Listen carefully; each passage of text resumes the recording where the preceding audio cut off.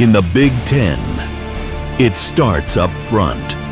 Power, leverage, November toughness. Indiana went into the portal looking for answers in the trenches and found one in Joe Brunner. Wisconsin bred, battle-tested, built for this league. But that's not all. Because when you add a tight end who can block the edge, stretch the seam, and dominate the red zone, you're not just adding depth, you're adding a weapon. Schott. The portal isn't about headlines, it's about building a roster that wins, anchoring the line, expanding the offense. This is the Hoosier Tailgate, and it starts now.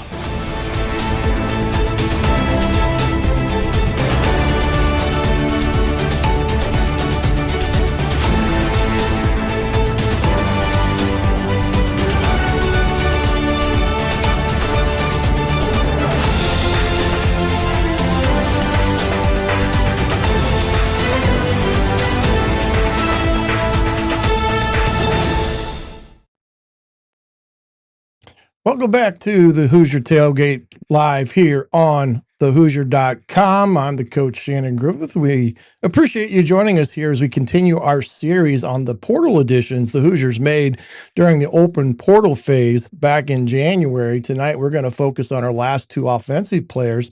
And then next Thursday, we will jump to the defensive side and start taking a look at some of the players that have been added there. But before we start into tonight, if you can do me a favor, hit that like button as well as subscribe button there on YouTube. We appreciate it very much, as well as anything you can do with retweeting or tweeting out our show. Greatly appreciated.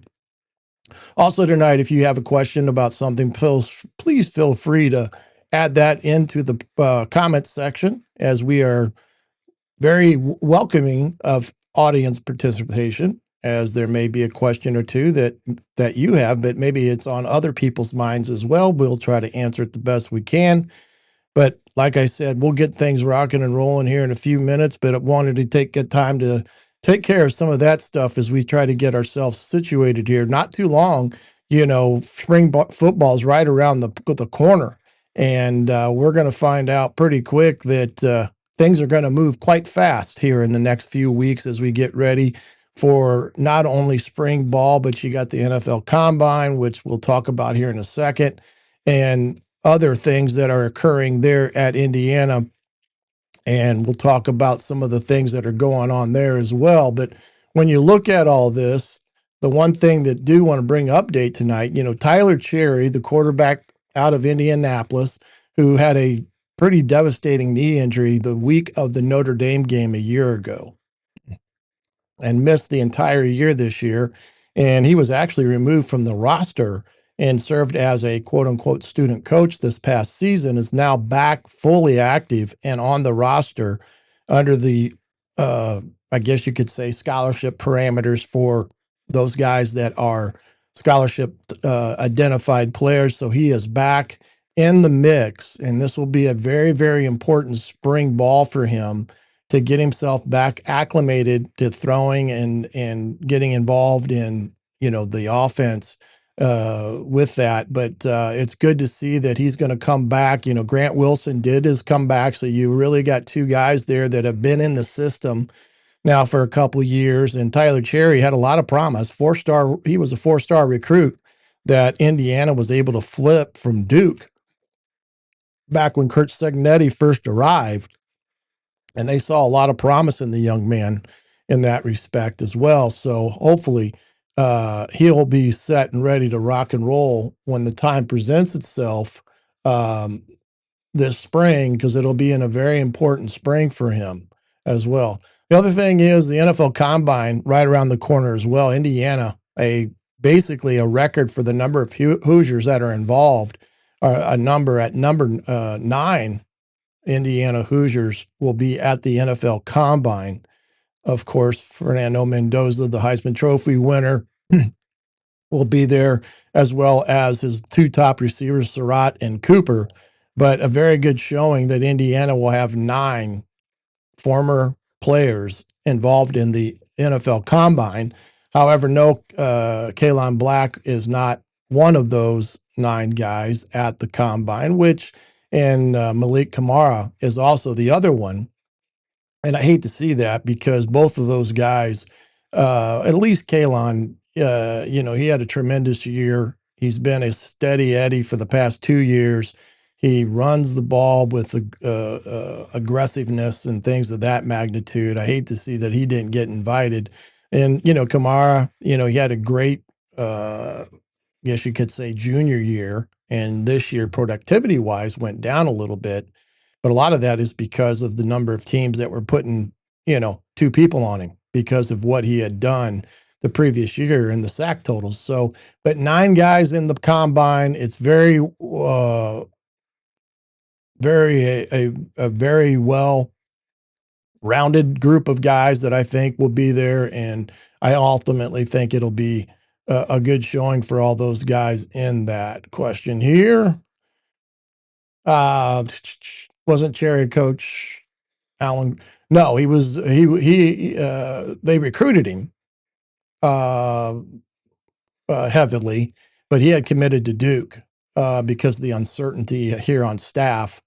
And then when the staff changed over, Coach Signetti was able to flip him back to Indiana because of what was transpiring at Duke, because that's the time when Elko, who recruited Tyler Cherry, left and went to Texas A&M. So the movement there is kind of what helped Indiana get him back in that respect. So, but anyway, but the 9 representatives is definitely a program record for the number of Indiana Hoosiers involved in the draft.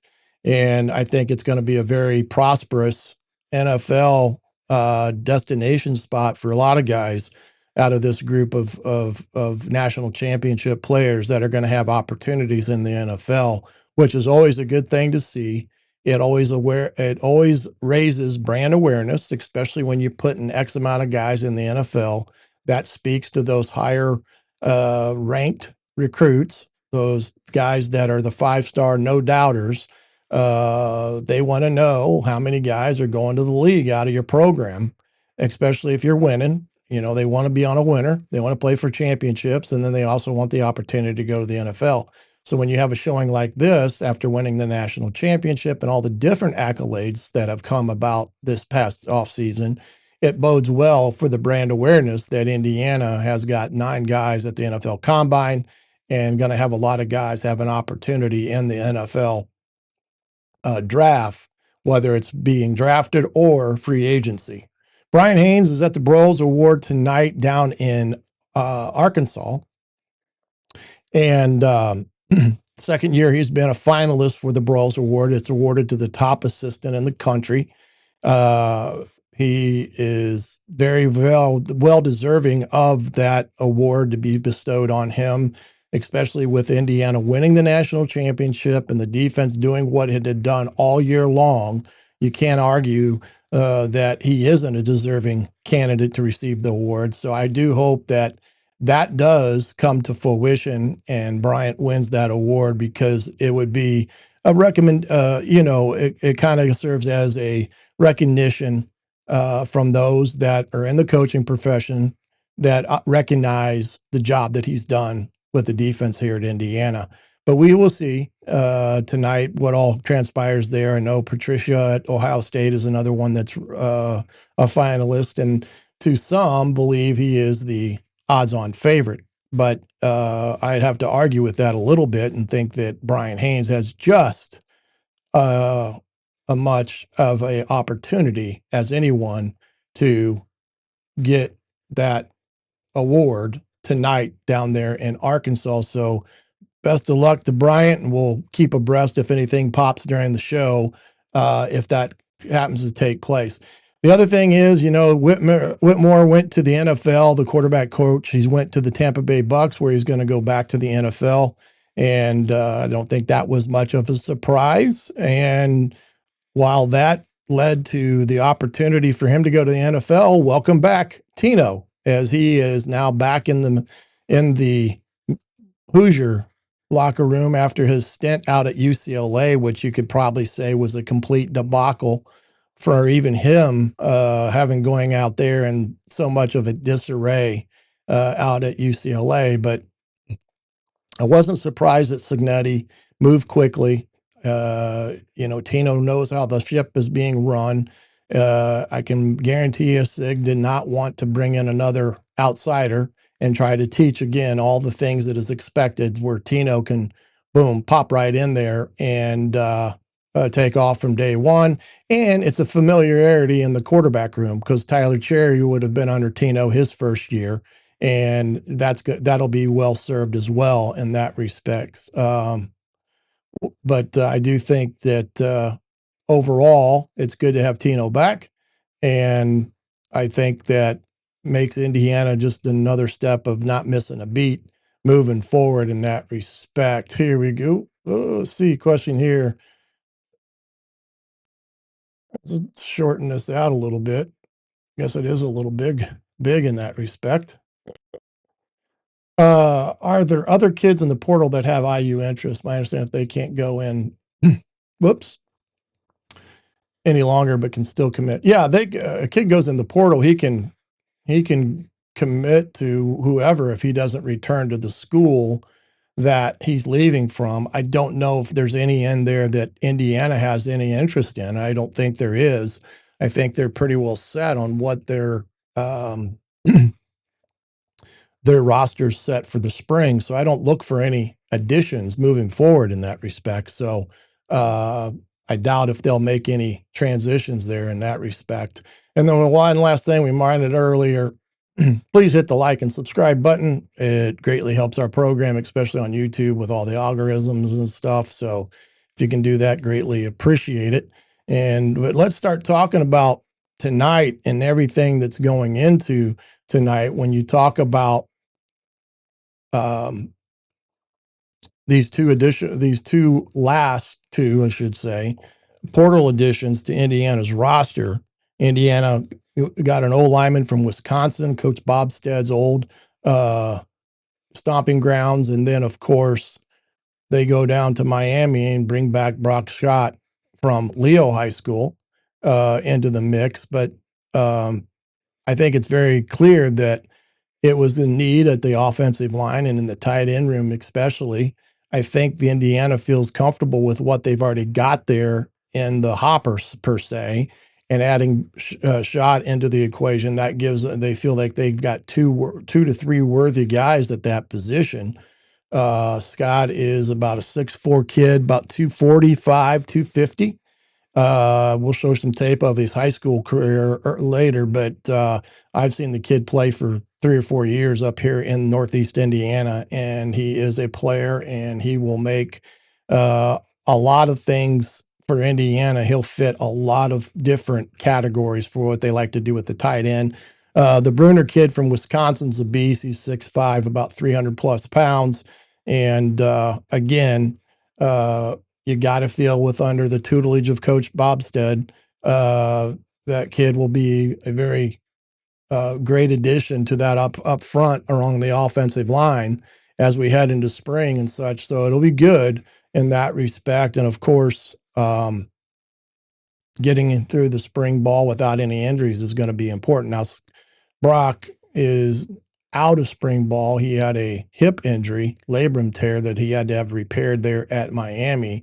So he won't be ready to go until the fall camp. So he'll lose out with some repetitions as it per se here in the spring. But I don't think it'll be any problem for that kid to pick up what Indiana likes to do with the tight end, because I do think he brings a lot to the table. But, as we know, in the Big Ten or in the national landscape, you got to be strong on the offensive line. That was the biggest improvement Indiana had made from year 1 to year 2 of Coach Signetti's tenure. And losing a couple guys along the front forced them to go out and find a guy that they have confidence in. And it should be no surprise that they went out to Wisconsin to pick up a kid off the Badgers roster because of what he brings to the table. Big, strong guy. And we'll look at his film and talk about pros and cons and things of that nature. But after we get done with these two young men, we'll move over to the defensive side of the ball as we start breaking down those guys that have come into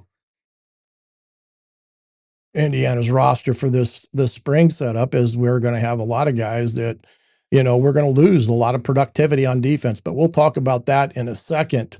But again, no surprise that those two positions were a target. I think if Indiana could take two tight ends, they may have taken two, but they felt comfortable with Brock. And again, it goes back to fitting them under the space availability and dollars and cents.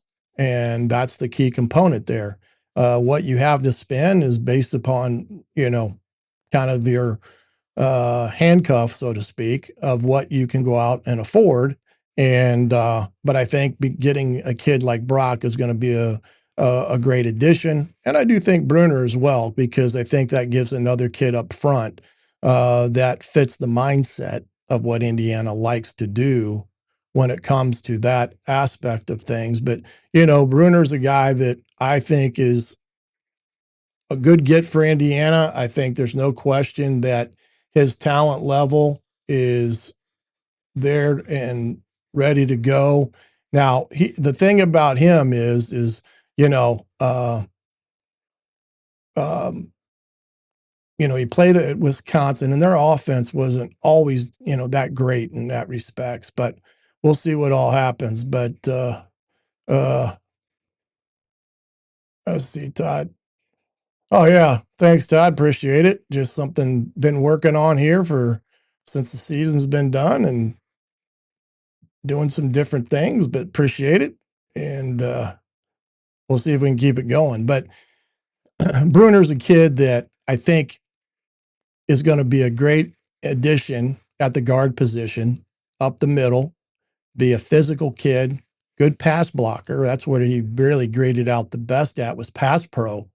But we'll find out here, taking a look a little bit here of over in the quick cut scouting room as we get going here tonight with Mr. Brunner. And we'll see what we got here from his tape this past year. And again, he's a stud of a guy. He is the left guard here, 58. He's a guy that's given the hand signals. And like I said, he's about 6'5", 315 pounds. He moves pretty good. You can see he's big and physical. Does a great job here on the inside zone, maintaining the leverage of all that, and pretty good combo block here on that inside zone play against a good Michigan defensive line. So again, this is a good look at the guy, and what he'll bring to the table is that point of attack strength. And that's the key component there, the point of attack strength and being able to get movement at the point of attack. And that's the thing about Indiana this year. They were able to get that movement at the point of attack more so this year than they were a year ago. But this is a pretty good job by the center and that left guard. Now, what you like to see him do here, once he feels his center's leaving there, is get in a position not to let this number 26 swim back over the top and get back in on the play. But for the most part, did pretty good there in that setup of things. But I don't know. The one thing I'm not sure if Bostad had him recruited this kid because it may have been a situation where he actually recruited this kid. Now, here's a good pass pro. As you can see him here, doing a pretty good job with the hands and hand fighting there, but you can see he holds his ground pretty good, and that's going to be a key component of it. When you're looking at offensive linemen, the physicality, not just in the run game, but again, being able to pass block is a key aspect for Indiana as well. And again, this is against the top-rated defensive line up at Michigan. Good power, good base. You kind of see how he's got good, his base is really good and solid, and he's doing a good job of hand fighting that defensive lineman, and does a really good job there. But he's, technique-wise, he's pretty good in a lot of things. I think there are some run game things that he's got to get better at. Watching all of his film, here's a good of him blocking down, getting some movement on the block down on a power scheme.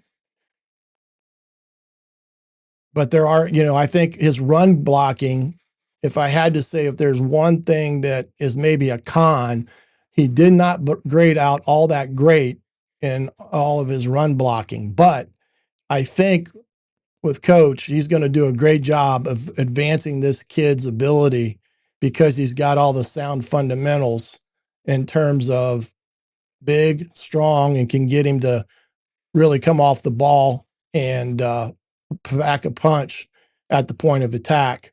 And again, remember, he's the left guard in these things. And here's the thing. Here's the one where he's pulling.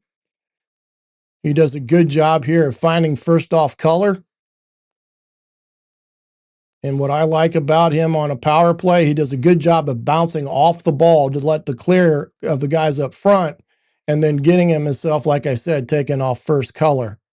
When it comes to a play like this is really trying to find because it's all a mess up front. But you can see he does a great job there. The back had a little bit of a hole. They kind of lost some guys up front that kind of set that off. But I did like the way he pulled on that one, per se.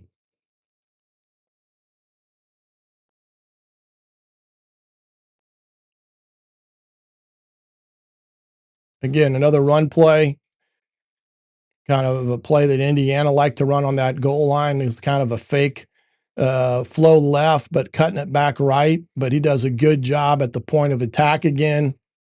So again, I think he's definitely a solid player that Indiana has got in the hopper when you think about all this from what Indiana was able to do this year. But you can see on some of that aspect of things is that he is a big man. He is a big man. It's one of the things that I like about him because he's big. I mean, you like those guys that are 6'5", 300 plus pounds. And Indiana has looked more like a Big Ten offensive line last year, and then you can see how it's going into this year, and that's how Coach Bosted, he likes to recruit. He likes those guys at least 6'4", but he likes them more 6'5"-ish, and he likes for them to put on some weight. And he is a guy that fits those criteria of what he looks for in offensive linemen. And I'm kind of interested to see how he progresses under Coach. He had Waydig, I think that was what pronounced his name, the tackle that came from Wisconsin for 2 years ago, and he had a pretty good year out of under Coach. And I think this Brunner kid is going to have a pretty good year.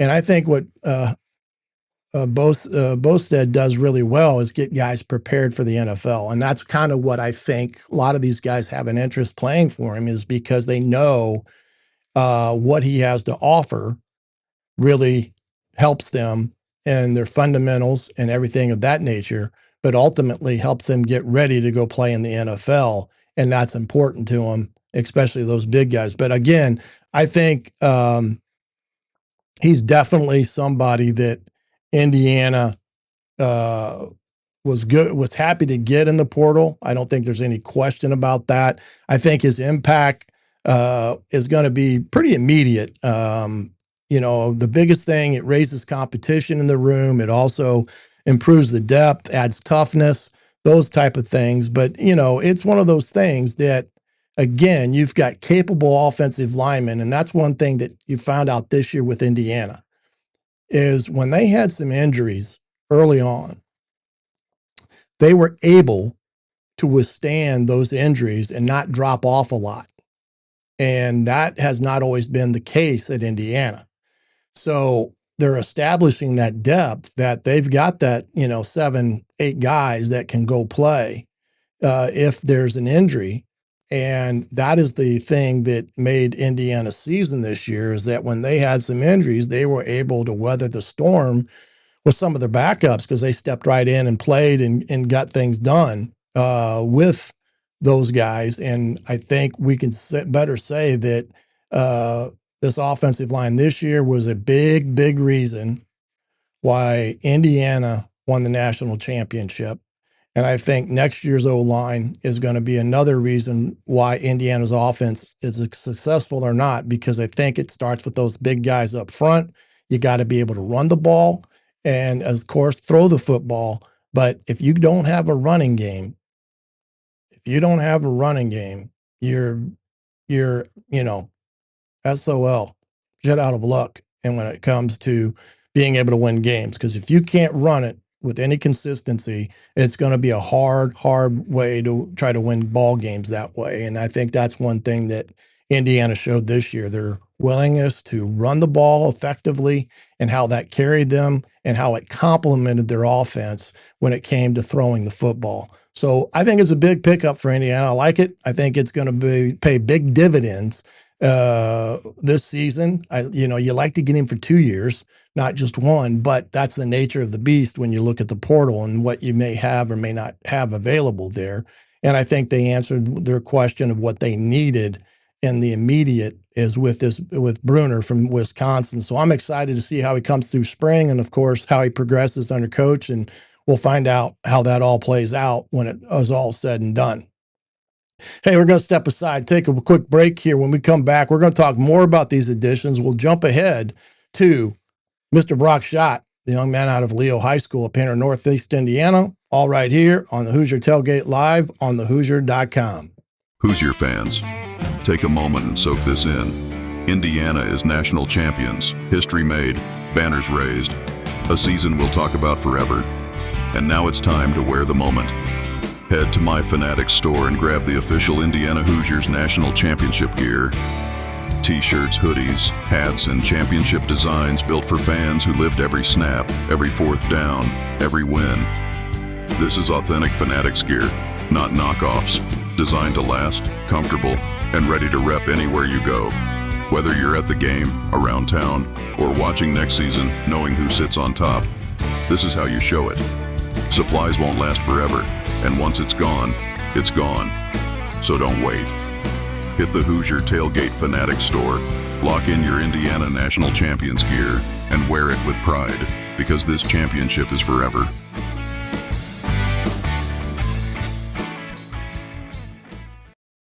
Hoosier fans, listen up.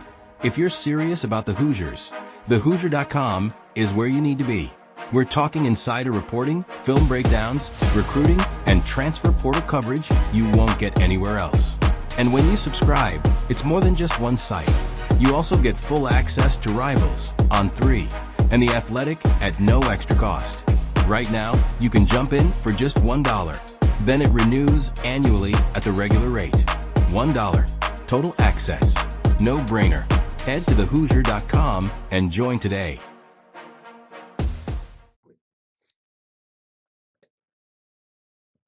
Welcome back to Hoosier Tailgate here on thehoosier.com. Appreciate you being along tonight. If you just got here, thank you for joining us. As always, we try to be here every Thursday night at 7:30 as we go through the off season here up to the time we get into spring ball and things of that nature. You can expect everything from recruiting to high school tape breakdown, as well as, of course, all the breakdown that we get here on the Indiana Hoosiers. One kid that I was tickled to death to see come back to Indiana was this Brock Schott kid from Leo High School up here in Northeast Indiana. Here's a kid that was a 4-star rating up here, and he could have gone to any big-time college, group of 4 college, and played either side of the ball. He was a beast on defense as much as he was a beast on offense. And I think that's one thing about him that excites you when it comes to Indiana, how they like to use their tight end. They like that 11 personnel. They like to be able to use a tight end that can be attached, unattached, spread out wide, and things of that nature, kind of like what they did this year again. But really, when Horton came here that first year, you really saw that flexibility in what they like to do. And I think that's what really excites you about Brock, is that he has that ability to do about any position you want along the line of scrimmage when it comes to being a valuable run blocker, point of attack guy, as well as a guy that can go out and run routes and be effective. He chose to go to Miami of Florida. His first year there, was doing really well down there. I think he did play in 2 games last year before I think he got that injury. And, I think it was just a little bit too far away, and he wanted to be back in front of an audience of his family and friends that could see him and watch him play. So I think that's ultimately what brought him back this way. And Indiana wasted no time in getting on the kid once he entered the portal. I mean, it was a pretty fast situation with him in terms of what Indiana knew, because they had recruited him. And again, this is that thing that I was telling you about when you recruit kids. You never burn a bridge. You never burn a bridge with a kid, that whether it's the kid, the parents, the coaches at the school, because you never know what you may get on the rebound. And that is the important facet here. And I think when he went into the portal and Indiana contacted him, I think he was pretty psyched for that. And I think he had appreciate the way Indiana recruited him before he made his commitment to Miami. And now Indiana's got a bona fide 4-star tight end that I think is going to be a big time player as we go through here. But we'll head back over here to the quick cut scout room and look at this Brock Schott from Leo High School. And right here, he's on the outside. You'll see him move around on any of those 3 positions. Like I said, he's about 6'4", 245, 250 right now. Very fast for his size and strength.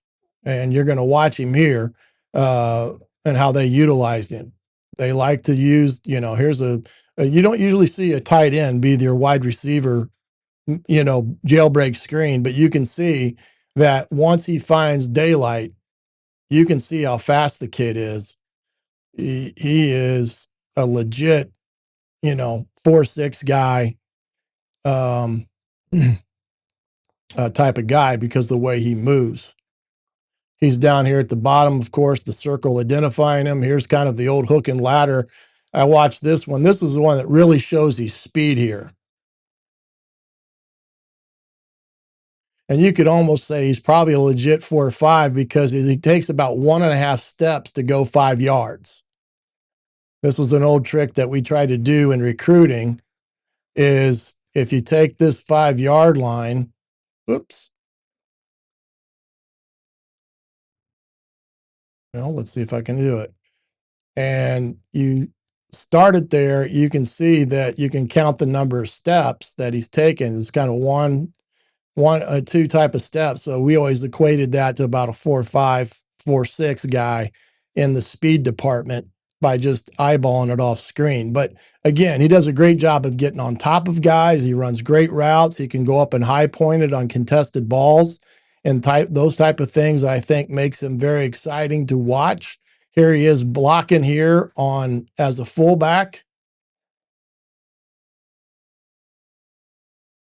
And he just pancakes the kid. I mean, that's great effort there by the kid, and on that play, particularly because of what they were running here. And that's what makes him exciting for Indiana, because of what he does, not just running the ball or running routes, but also blocking at the point of attack, which Indiana needs a lot of. This is against Wayne High School up here. Wayne has a bunch of athletes, a lot of fast guys, and here he is just running a little hitch route. And what he's doing here, he's got to get better technique on the route running. But you can see once he gets up to full speed, it takes him about 2 strides to get up to full speed. And he can pick him up and put him down with the best of all of them. And that's what excites me about him. He's only going to get better I mean, it's scary. Here he is, lead blocker, point of attack guy, just drills the guy, puts him on his can right there. So you can see that type of player that he is. Here's one. This is an 80-yard touchdown, one-on-one against the best cornerback up in the Angola area last year. This is a good one-on-one route. You can see him double move it. Gets the guy to stutter just a bit. He's able to get on top, make the catch, break the tackle. And again, his strength and such is the way he goes for an 80-yard touchdown. So he made a lot of plays like that because he was the best guy on the field. You know what I mean? He was the best guy on the field at Leo High School. And he was such a dominant player, whether it was on offense or on defense. He was a stud. He was a defensive end that just was a nightmare for offensive linemen to try to block because of his strength, his quickness, and the way he used his hands. So I'm excited to see how this all transpires here. I hate that he's going to miss spring ball. I hate that, but then again, I know that they'll get him up to speed come next fall, and he adds into that tight end room with some other young pups that are in there that they feel very confident about. So while we lose some productivity and some experience at that position, what they put in there is some guys that they can have for a couple of years that add to the dynamic of what they like to do. And they feel those guys are ready to take the bull by the horn and go get it done. So excited on that end when it comes to seeing these two guys get the opportunity that Brock's going to get here in the next few months. But I'm excited for the kid. I think it's great that he's at Indiana. And like I said, I was hoping that he would have chosen Indiana from over Miami a year ago. But, you know, like I said, you never burn a bridge in recruiting. And that was what enabled Indiana to pick him up on the rebound. And they got themselves a top flighted kid there at the tight end position. And again, what he gives you, you know, you 11 personnel, 12 personnel. You talk about, you know, the jumbo packages. You talk about his ability in the red zone and being able to, you know, get him matched up against guys using his athleticism. Man, that's going to be a huge advantage for Indiana at the tight end position if this kid can, you know, come out and be ready to rock and roll and make plays. Again, he's going to be a redshirt freshman. He's going to be young. So he's not going to be, you know, like we, you know, want him to be right off the bat. But I do think he's got the ability to be that guy that can make a lot of plays as the year goes on and gains that experience week in, week out, especially with who else they got there to complement him. And I do think if they need to, they can jump into 4 wide receiver sets. And that's something that maybe we will see more this year at times, of them jumping into 4 wides at certain time periods so they get another wide receiver on the field that gives them an extra advantage, and so maybe creates mismatch and stuff. So I think Indiana is sitting pretty there on the offense. I think they addressed the needs that they needed to address with all that aspect of things because of you know, who they've picked up in the portal. I think we reloaded at wide receiver. There's no question about it. Preston and Marsh are going to be 2, you know, big time receivers. You got Morris coming back, who was injured also a year ago. We'll see what he can bring to the table. We got Becker back. We already know what that kid can do. So the wide receiver room is strong. I think the Hoover is going to be another product of the coaching that Sig will bring to him, as well as Tino in this offense. And I think you'll see him get it. As again, like Signetti will say, the first week in their spring phases, he's going to look, not very good because he doesn't understand things of their and how they run things. But as the spring goes on, we'll see the improvement like they've had every year. But I think he's a big time run getting turbo at running back. I think it's a huge get. And remember, you got Martin and Beebe, who I also think in the running back era is going to be pretty darn good. And then again, the Brunner pickup to add to the offensive line. So when you talk about the offense and what they were able to address, I think they were able to address it and maybe upgrade it in some areas. And we'll find out what the scenario is or isn't with a tight end position. That will be the biggest question mark, not only heading into spring, but heading into next fall when it comes right down to it. Let's see, Jason said, yeah, I think the line looks just as exciting as it was this year because of what they got come back. And they got some young pups that they're going to put into the mix next year in that respect. So you can't disagree with the fact that there's guys there that are going to be pretty darn good when it comes to the guys up front.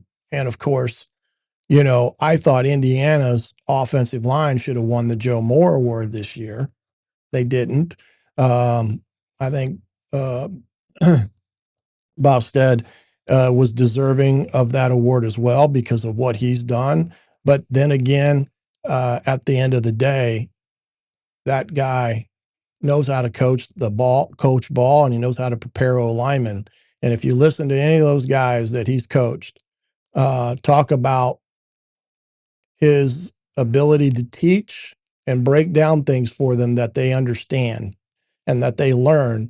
It's a whole different room in terms of what they learn and gain from a football IQ perspective, and it helps each and every one of them. So I just think, again, I'm glad Indiana's been able to keep him because I guarantee you Alabama was looking for an offensive line coach. And I guarantee you he was the first one that probably got called from Alabama about wanting to lure him away to down there because of what he brings to the table as an offensive line coach. So there is a video out on, I think it's CBS Sports. They talked about the different Joe Moore O-line award nominees, and they did a great segment on Indiana and of Coach Bostad as well.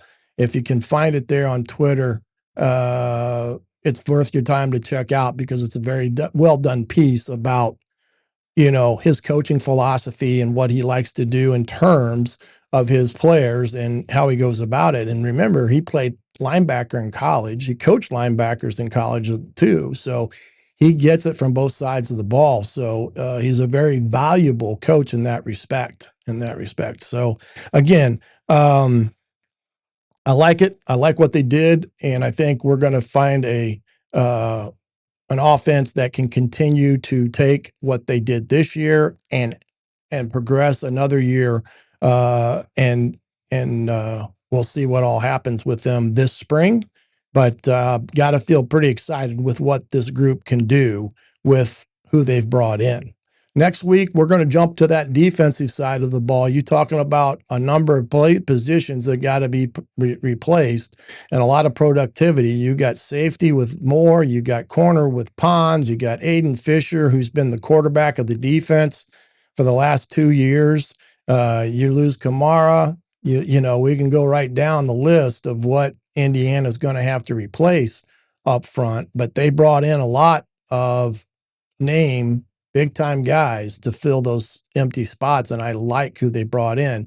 The other thing is, one thing I picked up on the Notre Dame transfer, I think it's Braun. I think the kid's name's Braun, if I'm not mistaken. But Sig said he could play both sides of the ball, which leads me to believe that maybe, and he's a defensive end, but maybe, just maybe, they're going to move him to tight end to bring that added extra year of experience to that side of the ball. So that's something to watch when we get into spring football.